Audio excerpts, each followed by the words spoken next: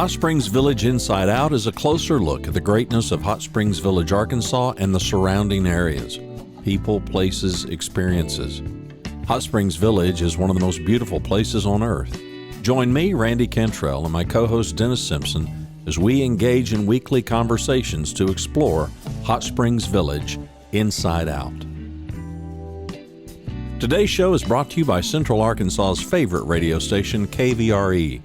Find them on the dial at 92.9 FM. Stream them live at kvre.com.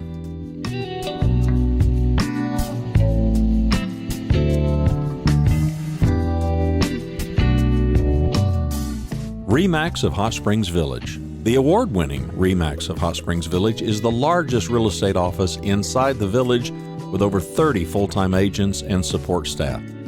Visit them to learn more about this beautiful place to solve your real estate needs.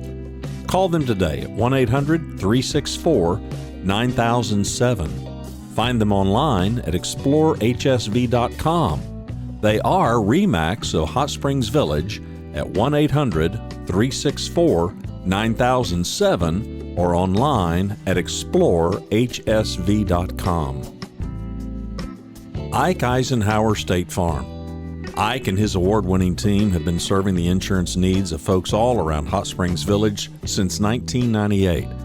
Ike has qualified for State Farm's President's Club, Chairman's Circle, and Hot Springs Village Insurance Agent of the Year. Call Ike Eisenhower State Farm today at 501-984-4100. That's 501-984-4100. Find them online at ikeeisenhower.net.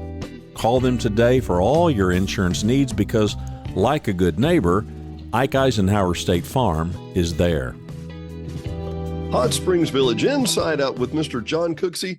I think the name of this show is, this episode will be Two Old Guys Discussing Technology. Right, John? Two bald guys, at least. Oh, my God. I don't know, John and I go way back, way back. You still have a great show called Hello Hot Springs, right?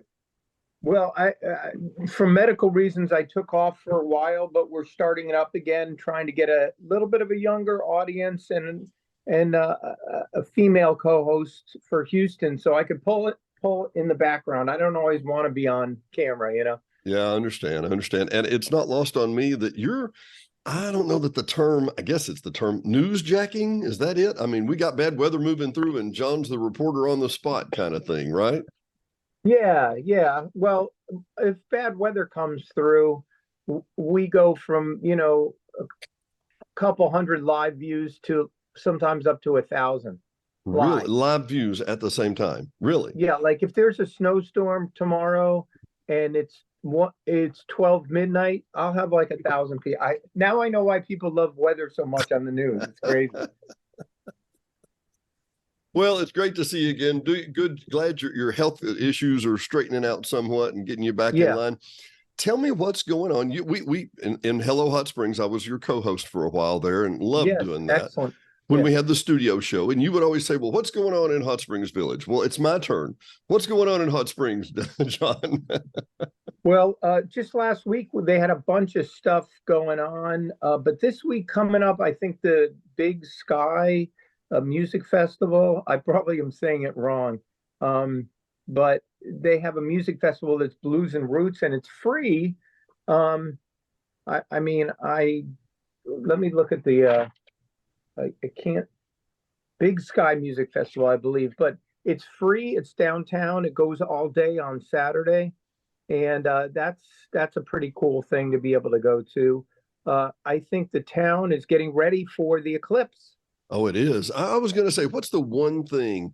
And I know you know so many things about what's going on in Hot Springs. I actually wanted to talk about the bike trails, some of that stuff coming up. But what I was going to say, the one thing that most people that live in Hot Springs that, we've had a lot of newcomers, don't know. What's the one thing that you would say? And by the way, you touched on a great topic. There's so many fun, free things downtown. People don't have any idea. Yeah, I keep doing this story on the Mountain View Railroad, and I found what I believe to be the track bed because there's no growth that happens. on this trail, and the trail's 100% level, and also according to the 1888 National Park documentation, they had to have a 30-foot observatory made of rock. It couldn't be made of wood because they didn't want anybody taking down the wood on the side of the national park. And so I found 2 rock balustrades that are about 30 feet long, one in the middle of the woods going between Gulfa Gorge and the corner of Park and Gulfa. And then another one, because they were supposed to have another elevated one, and then another one on the other side at West Mountain. And I've done stories on this. I've gone down the Historical Society, but it's very interesting. You almost find that even if you have the proof, if nobody's heard it from anybody else before, then what you have must not have validity, Yeah. And I have the documentation. I show the thing. Nobody cares. Really? I love that. I mean, some people do, but well, we had Liz Robbins from the Historical Society. They are a treasure, are they not, John? And I love Liz. She does a great job. Oh, she's amazing. And I think of her and Clyde, and I think, man, the day these people are gone, we're going to be scrambling to put together some history because they're she pulled up a map of the Marble Township, which is where we are right now. This is Lake DeSoto behind me. The lake just down from here is Lake Cortez, and she had a map showing where the old grist mill was, the old post office, which is now under the lake. Right. Unbelievable. And you tell people and their jaw just drops and they're like, no. I think generational memory, is 30, 40 years. And then, it's all new to somebody. Point. And in defense of the Historical Society, I know if I went down there and said, look, I have all this information, I can write. They have a thing called the Record, which is a bunch of news stories every year of old historical things. Right. And I could say, let me write an article for the Record. And she'd probably say, fine. The amount of research to document it so that nobody pokes a hole and says, oh, yeah, what about this? Requires a good amount of time. And I'm doing videos. Hey, tell me this. What's going on at the Arlington? How's that remodel coming? Oh my gosh, it's going really well. I've been here about 30 years, and I've seen a lot of fits and starts where they'll fix the lobby, and then everybody thinks it's going good. So I never got excited until this year or last year, when I've seen that they're really not giving up. They're not doing little bits. It's not like, let me fix up the lobby so I can sell it to another investor. They're really going for it. Now, what I think happens in places like the Arlington is that, once they commit to it, they eventually find a hotel chain, to buy. Really? That would take it over? Well, that's what happened with the Waters. I guess it's IHG. Oh, really? I didn't know that. Yeah. And then I was talking, the Medical Arts Building is going to be somewhat of, I think, a hotel too. And I called the guy who is running that, and he said that they're waiting for, so you have city permits, maybe state permits, and then the company or companies that want to come in and be that person, the Hilton or whatever, I can't think of other brands. And so all that stuff has to work together to be approved somewhat simultaneously. We're not going to get this done if you don't get that done. You don't know. So that's what the delay on that, but that should be a good one too. And also, I want to say with this eclipse coming up, that I did a whole half-hour video on why I think they should shut down downtown Hot Springs and have a pedestrian walkway with trolleys and emergency vehicles, because I fear if we have 4 to 5 times the maximum amount we've had before, it will be absolute gridlock. Everybody walking across the street will stop the cars for 25 minutes. You make a great point, John. You make a fantastic point. And, I think it's ironic. I think, we have Airbnbs, and we typically don't allow bookings more than a year in advance. We had our bookings set that way, and 350 4 days before the eclipse, we were booked out. I mean, the day of the eclipse, Well, we were were you booked out for booking the. at standard rate? Oh no, heck no! It was Oh, like good. Okay. something I And would you were never booking, pay, John. Something I would never pay. You or I would never pay, and yeah, people couldn't. exactly. They couldn't imagine getting. And I understand. And there's a big swath that it's going through the middle of Arkansas. I got that. But John, that time of year, I don't want everybody to know this, but we sometimes have cloudy days. Yeah, yeah. Well, guess tough luck. You take your risk. I don't want to be mean, but You pay your money and you take your chances. You take your yeah, you chances. know what I'm saying? Hey, can you imagine the amount of people? See, I'm not in the vacation rental business anymore just because I did it for 13, 14 years. I was one of 20 in, hot springs, and I just got burnt out. And also, I've done the math that, if you're careful with your monthly rent, you can not make as much, but you don't have as much hassle.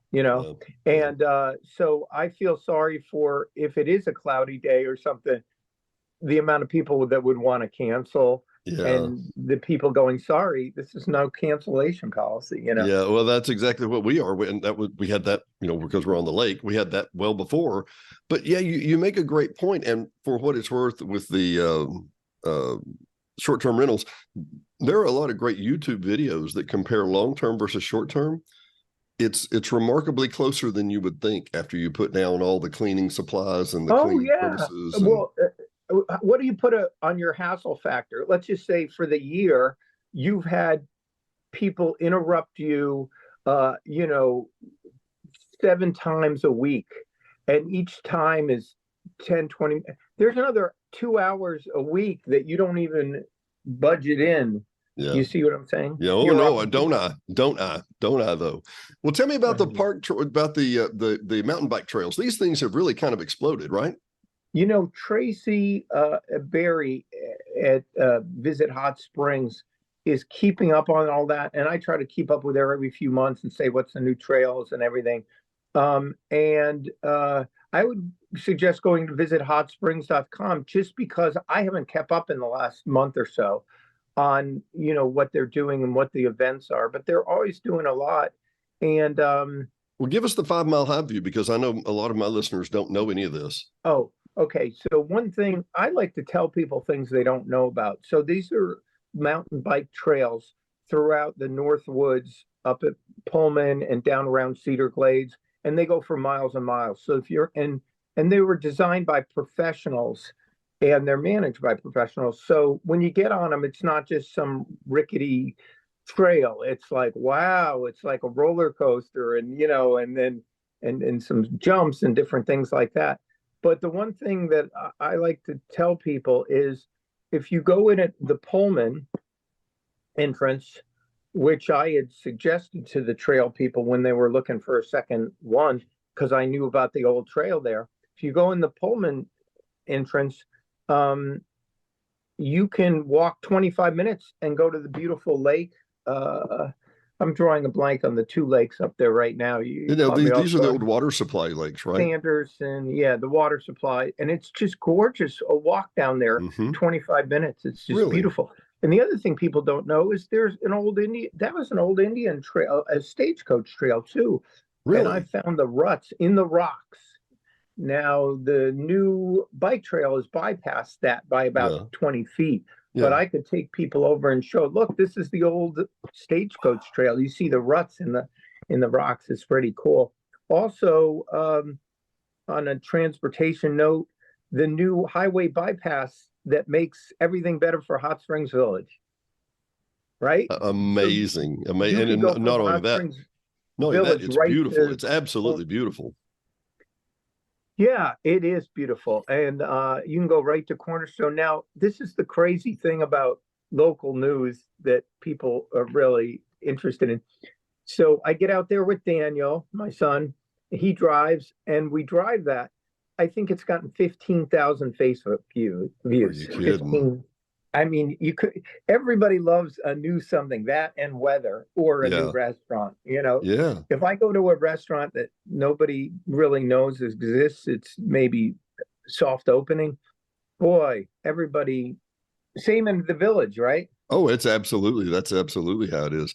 I'm just thinking, and I'm really looking at, and I'm trying to give, it's been so long since we talked, John, it's way too long, but I'm Yeah. trying to give kind of the 2 Mile High view. For example, I had an interview with Don Gooch and hadn't been able to line up yet, but president of Our Best Bank, Yes. about the impact of Oakland. I mean, that's a beautiful new hotel. The casino is, I think, blowing and going. Sure. What do you see that does to Hot Springs' economy? It boosts it. It takes away for some other hotels, but uh, if you're a horse racing fan, I mean, and you got some money, why not stay there right on trackside? Yeah. Oh, it's gorgeous. It's absolutely. Yeah. And for what people don't know, the grandstands make part of an L, an extended L, and then the Hmm. the new hotel is the other part of the L, and they just look back down on the beautiful grounds. You can see the Tower Mountain from there. You can see. Sure. Oh Lord, the views are fantastic. It's amazing what you can do with $150 million these days, huh? Yeah, but you know what? Other we have $150 million. We've had probably a couple thousand people. I don't want to say a couple thousand, but we've had hundreds start putting in little small boutiques in this town. I've And seen that, John. What's going on there? well, I think that for historic, it's broadening out past historic downtown. It used to be just those few blocks of historic downtown from the Yeah. Malco, to where the Majestic used to be. And Mm-hmm. I think what's happening is you drive or fly around anywhere in the country, and what do you see? Sort of Las Vegas kind of strip malls everywhere Mm-hmm. you go, right? Mm-hmm. Well, there's a formula that if you're a Belk or something, that you have to have a certain amount of parking for your franchise and build out. Right. But in Hot Springs, Arkansas, you got a national park on both sides. So you're not going to be able to build Yeah. a big parking lot. So everybody says no, which leaves these empty shops that were in the 90s no longer empty anymore. Yeah. And Wheatley has a lot of great buildings down there, and it's been affordable rents. I haven't checked in the last couple of years, but now you can go into a town like Eureka Springs, but bigger, and Exactly. not have all that Well, not have the nonsense. big box issue. You make a good point, John, because the Hot Springs itself is not conducive to the big box look. I remember there at the Bypass and Central, there was a nice Shell station. Somebody bought it, bulldozed it flat, built a CVS pharmacy there because it Yeah, met the criteria. It's right on the sure. hard corner. It's right across from Walgreens. It's got tons of traffic, but it met all their criteria. Well, you go downtown Hot Springs, there's no stinking criteria. You can't even come close to any of that. Right, exactly. What you would call character. And as a real estate agent, I'll show people downtown they haven't seen, and I'll show them things, and people are like, "Wow, there's a lot of character in this Oh yeah, place." yeah, yeah. And then John, let's. I hate to even bring this up because it makes my Sure. heart heavy. It really does. The Majestic. Hmm. The reason the Majestic is a piece of burned out ground right now is Hmm. because they didn't do there what they are doing at the Arlington, and that is they took all the grandfathered stuff. That's what's going on at the Arlington. We need the 5 Mile High or 10 Mile High there.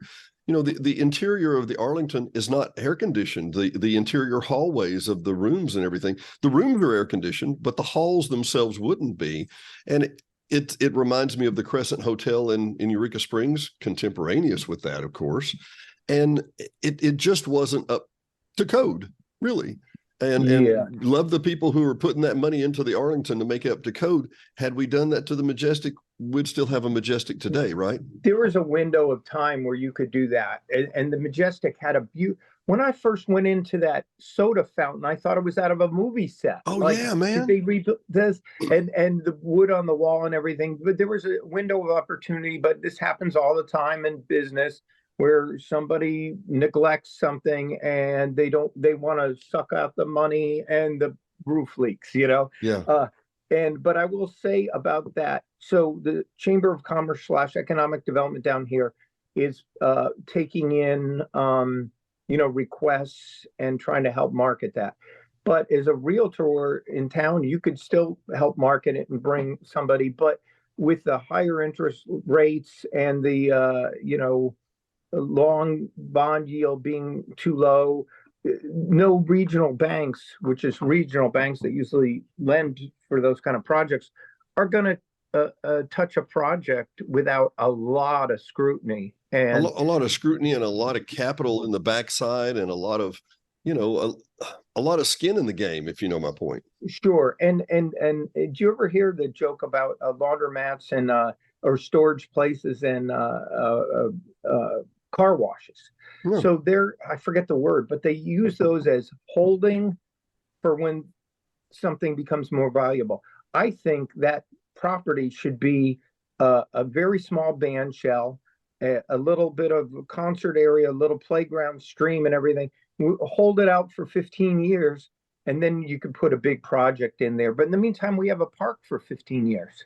Yeah, and you make a great point, John. I think one of the problems with city leaders, not us included, but it's just for the most part, having the long view, having the really, really long view, Sure. to look out 15 years and go, okay, you make a great point, John. Interest rates going to change dramatically in the next 5 years? No, they're not. This is the new normal for a little while, at least. Yeah. And so that kind of development's just not going to be happening.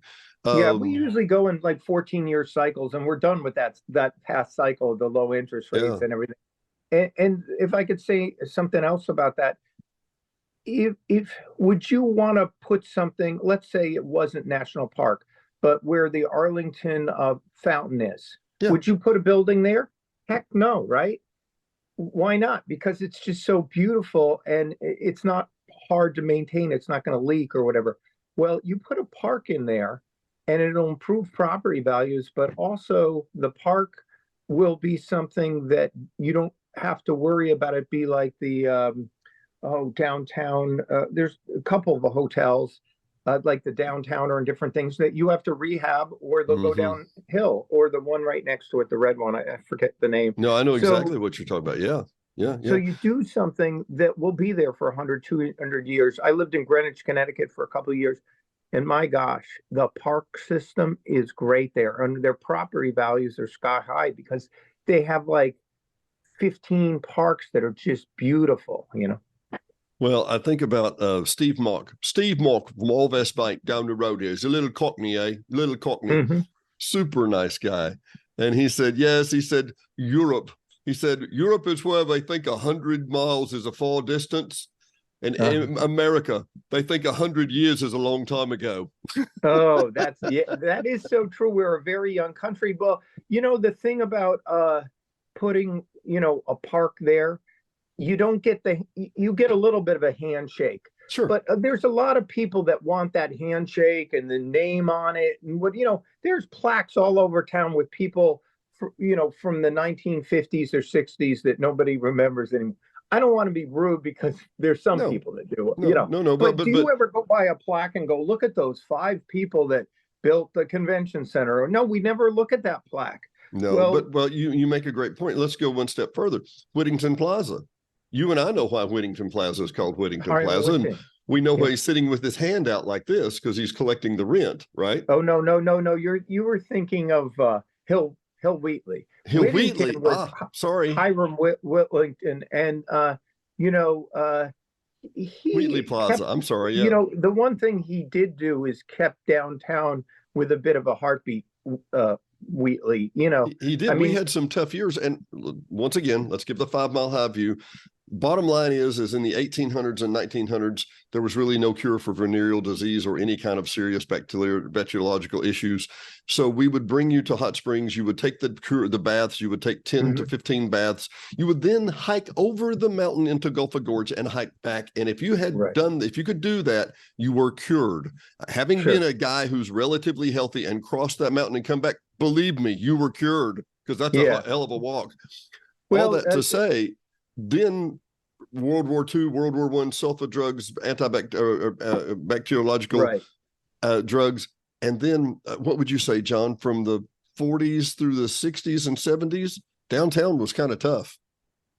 Yeah, but there was one other. It did get tough after World War II. Vets came, but there was one other thing that nobody discusses, and I've never even look. I'd have to have a big debate about it. So here's a little secret, Hot Springs Village people.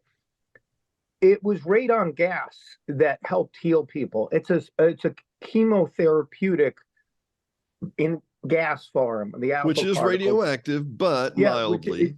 yeah, mildly, but it dissolves very fast. As soon as they put, I believe, and I don't know what year it was, but as soon as the baths down there started combining and tempering the water, they called it. yeah, in other words, when the bath, let me say this, when the bath was right over the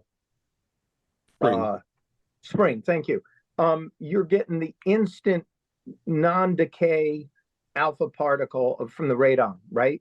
So as soon as you start delaying and holding tanks for the waters, it's not going to have the power. So I think that at the very same time of the antibiotics, it wasn't what it was back in the Native American days. Well, it wasn't as effective. I mean, what were the options back in the days, right? But you make a great point, because they had just open pools of the springs. Now, it's 142 degrees. You're not going to be able to just sit in it, but it would go into another pool, and that pool would cool down a little. And it obviously had off-gassed a good point at that time.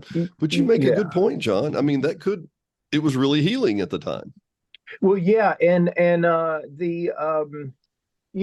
I've taken a radar detector. I found a Geiger counter out there, and there's some levels that are highly above. Nothing that you'd have to sit on it for 10 years to develop a problem or whatever. But there are some hot rocks out there that really, I will never tell anybody where they are, because I don't want people removing them. Actually, John, it's one of the things I love about you and me. We have stories we will not tell the rest of except to each other. But on camera, I'm never going to tell you where the pickup station is on the Saline River, or other places where it's just not a good idea. When I ran into you out there, and I was looking for the old dark corner.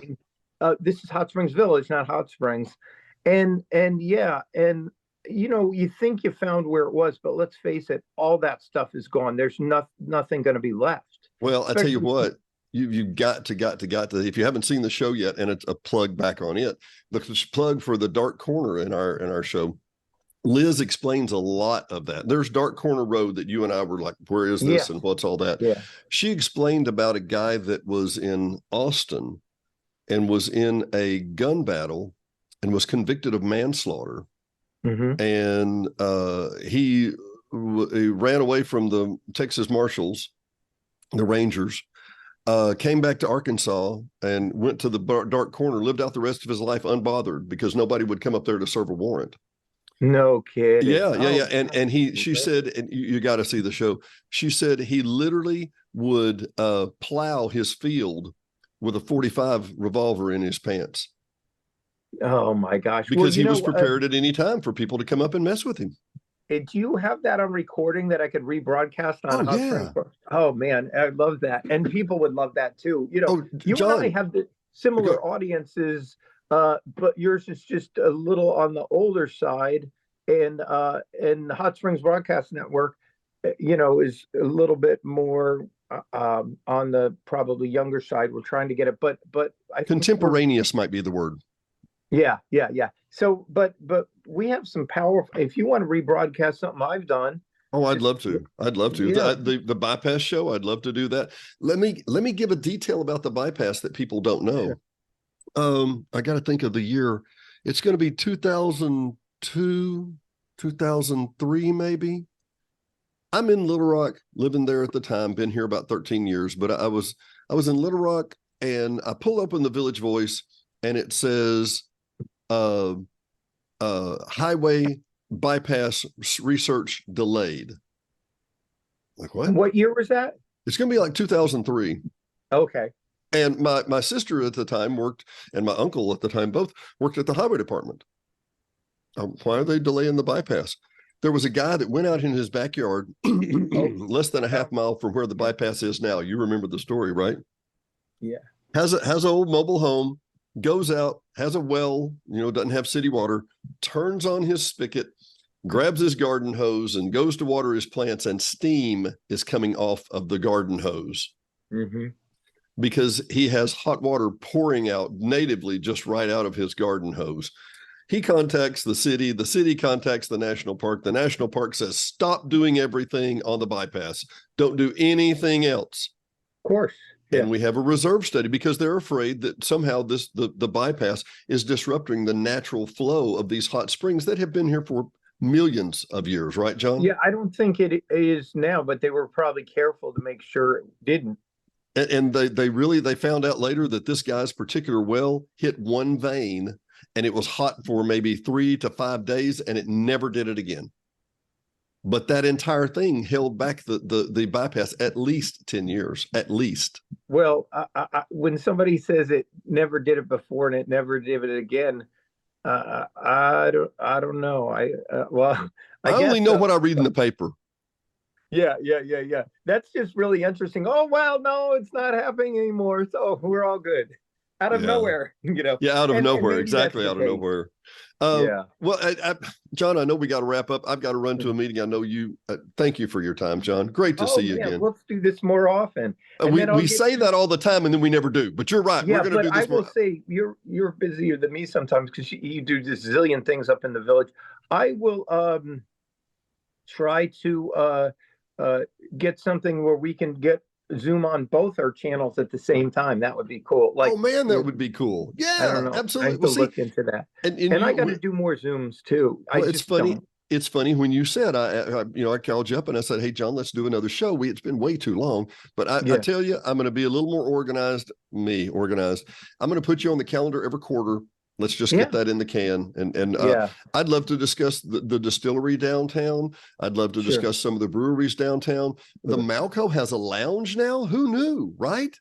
Yeah, and it's beautiful. And he has a mini theater. Yeah. And also the thing about the Malco, Airbnb is doing a thing called events or something, or experiences. Yeah. And really quickly, and I'll let you go. So I talked to Maxwell about doing experience of I call it underground hot springs, but one of the buildings we go underground, to the basement. Old bomb shelter is the Malco Theater. Mm-hmm. And it also had the old African American entrance. It's probably one of the only places theater that they didn't take down the old African American entrance all the way up to the balcony where the princess entrance.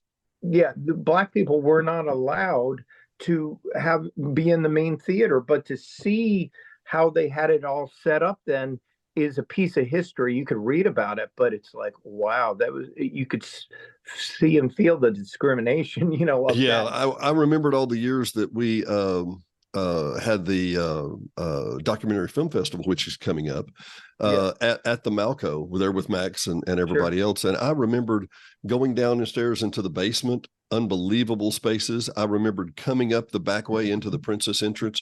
And, for a moment, John, I know you did this too. When you walk in that entrance and you think, okay, this was the colored person. That was the exact term they used. This is the colored person's entrance. And that was the only place they got to come. And when you talk about segregation, they literally sat in the upper balcony.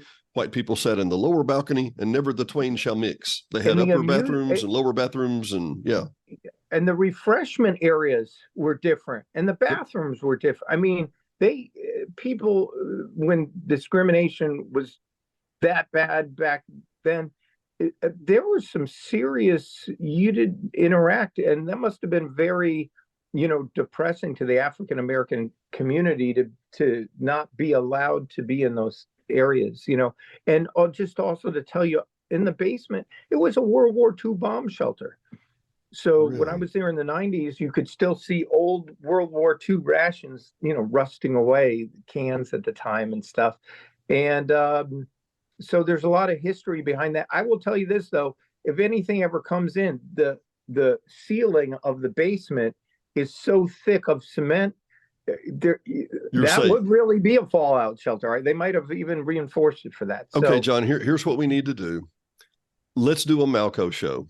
Because I'll tell you, the Malco at one point, the theater that Max is in, if I'm not mistaken, I think the whole thing is 5 stories tall between the balcony, the Princess, the everything. It goes like 5 stories. So I was interviewing the Brook Hill Ranch guy. And wonderful story, great story. And he said that his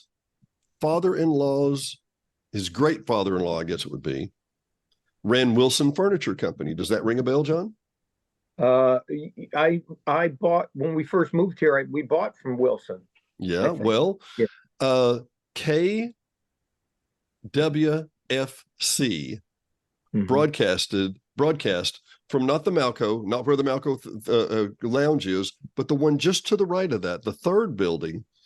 That had a 3-story building there, had a dome on top of it, and the transmitter was up there, and that was KWFC, Wilson Furniture Company. And what they found out was and the reason I know is because Tom here at the radio station, KVRE 92.9, here in the village, actually worked at KWFC. Wow. Initially. And why would WSM, right? WSM out of Nashville, the Opry, Grand Ole Opry. Why would a insurance company buy a radio station? That's WSM.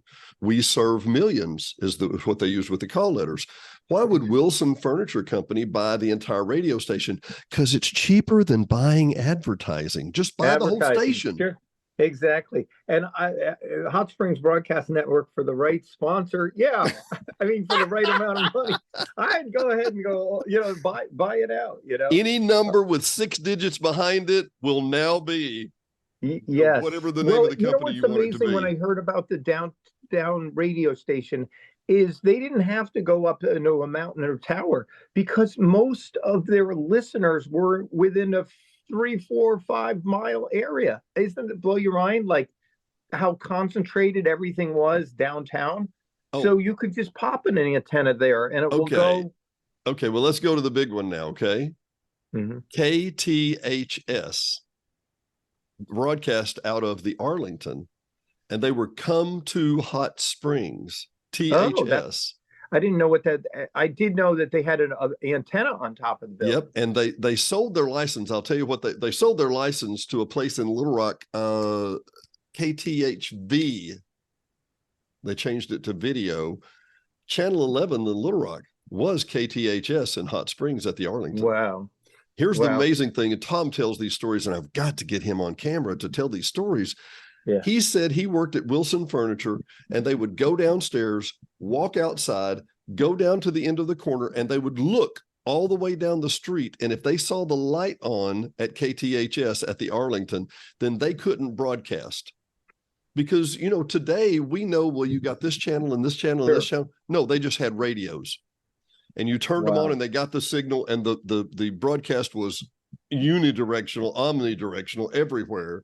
Wow. So he said they literally had to work out a timeshare deal of you get to broadcast now, we get to broadcast then. You get to broadcast now, we get to broadcast then. Well, that's fair. Before the FCC had severe regulations, understandably, because the dial got crowded, especially in the 50s, 60s, 70s, it just got more crowded, Well, and Tom tells an unbelievable, we're talking AM, of course, here. But now, which Tom are you talking? Tom Nichols, the co-owner at KBRE, and he tells, and he's on right now. He's got Ask Your Neighbor, till 11. Wonderful guy.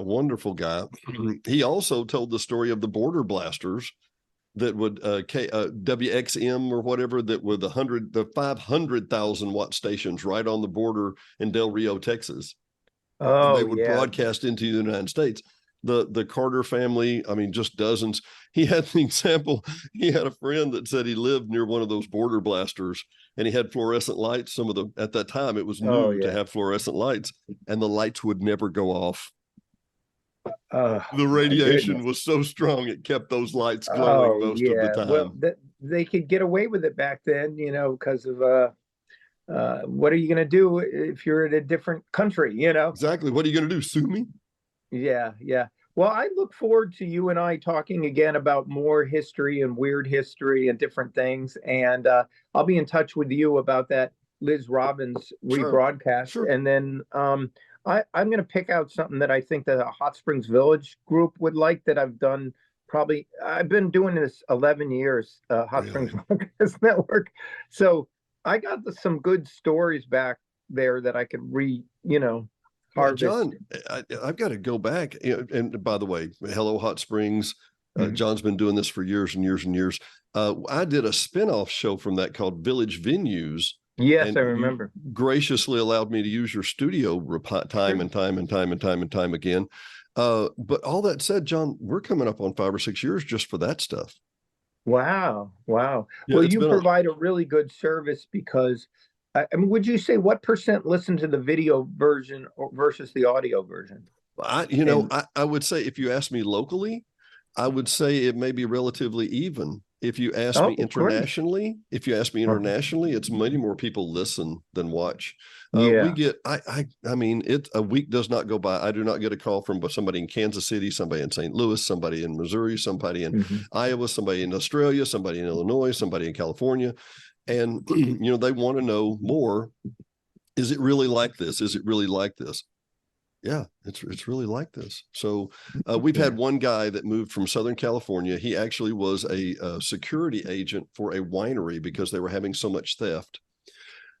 He moved here. He actually called one day and he said, "Listen, it's Dennis. This is Brad. Is it really like it says?" I said, "Well, yeah. What reason would I have to lie? I'm not selling snake oil or whatever. But yeah, well, what is it?" He asked me a few questions. What's the weather like? How often does it snow? Blah blah blah blah blah. And the next day, within 10 days, I see a post on Facebook that they're in a Winnebago. They have sold everything, and they're coming to Hot Springs Village, Arkansas, not having been here before in their lives. Oh my gosh. Comes to Hot Springs Village, buys one house, John, as a realtor, you're going to get this, buys one house. Now, this guy was not rich by any description. He sold his one house in southern rural California. He came here and bought a house, bought another house, bought another house, bought another house for what that one house cost him in California. 4 or 5. Oh. He's bought 2 more since then. He has actually had 10 different families from his hometown in California come to Hot Springs Village and relocate here. 10. That's amazing. 10. I would say that I used to sort of laugh 20 years ago or 30 years ago. Okay, we have a gated village, whatever. But now the way the economy's tanking and the way the cities are not being, it's being overtaken by shoplifters and stuff. The Hot Springs Village has a new, I would say, unique selling proposition. It always has had that, but it's more imperative, right? Well, and I'll tell you what, I'm not going to bust anybody out on this. I'll just make this comment. And John, you'll understand coming from another place, another location. We have people coming from Texas. We have people coming from California. We have people coming from all over. And when they get here, and pardon the analogy, but it's like they got their dukes up. They're ready to go. Sure. And I'm like, what are you doing that? Well, you don't need that here. Well, no, we've got to have security systems. We got to have alarm systems. We got to have no, you don't. Yeah, no, they can't. No, you don't really. Yeah. Outside this gate is 88% of the national crime in Garland County. Outside this gate at 86% of the national crime rate. Where I'm sitting is 13.6% of the national crime rate. Yeah. Yeah. I mean, there's no perfect place, but I remember 10, 12 years ago, people coming from Memphis to here in Hot Springs, and they're like, I got to interrupt this conversation. I have to go out and lock my car. And I said, no, this isn't Memphis. You don't have to lock. You don't? No, I left it open for years sometimes, and nobody ever does anything. But Hot Springs Village is more of a gated than my area in the Hot Springs is. But I see what you're saying about people coming other places, and they have this post-traumatic stress syndrome. They do. They do. They're ready to fight. And it takes them a while to just kind of decompress and go, okay, if you've been pinpricked for 20 years, and Randy, our podcast partner here, he said that moving to the village is going to save him well over $20,000 a year. And I said, how do you get to that number? He said, our property tax is half of that. And I said, well, what's the other part? And he said, insurance.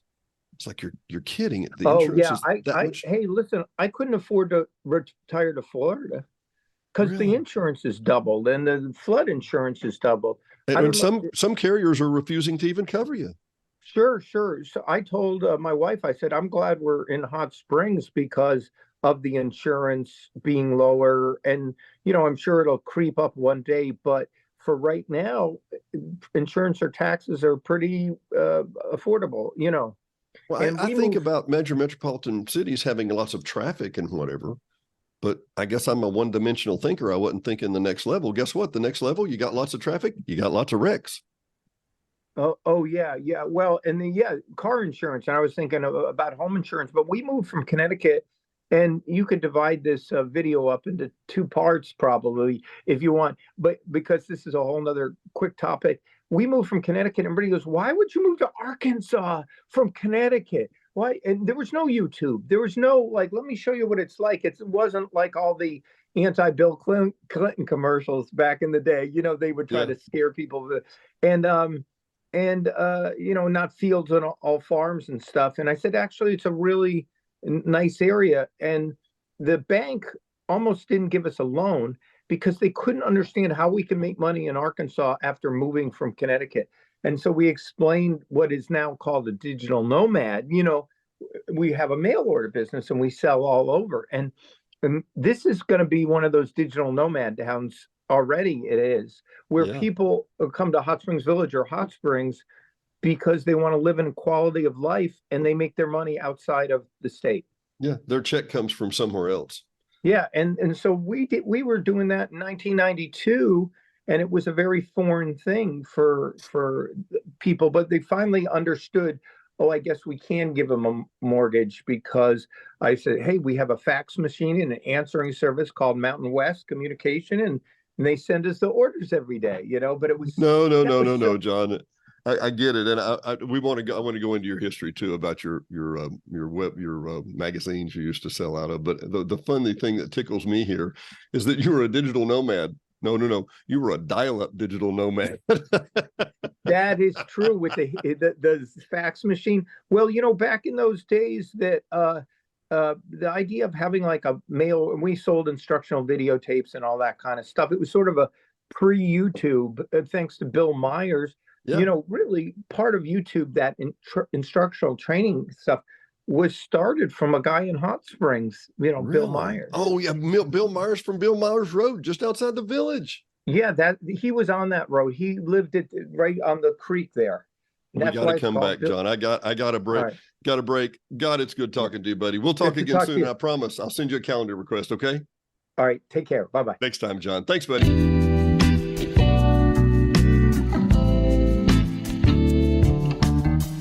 Thanks for watching and listening to Hot Springs Village Inside Out, a weekly podcast starring Hot Springs Village, Arkansas. Visit the website at hotspringsvillageinsideout.com.